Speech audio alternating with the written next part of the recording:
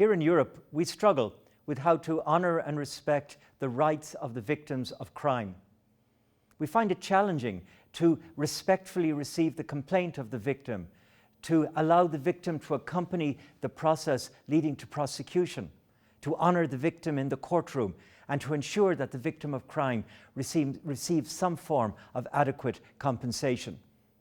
It's in the light of these challenges that we so greatly welcome the Victims' Rights Strategy adopted just a few months ago by the European Commission. But for that strategy to work, for it to be applied by the EU and by EU member state governments, we need the hard evidence, the data.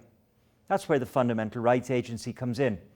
We're launching a new report, Crime, Safety and Victims' Rights.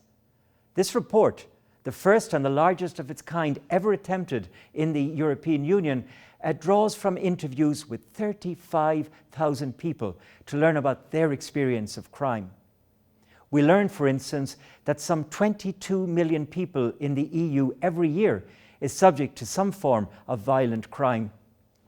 We learn that women have a much worse experience than men, for instance, because of the need to avoid certain places. We know that if you're from a minority, you have a worse experience than people in the general population, and right across all victims, we know that only a small proportion will ever report the crime.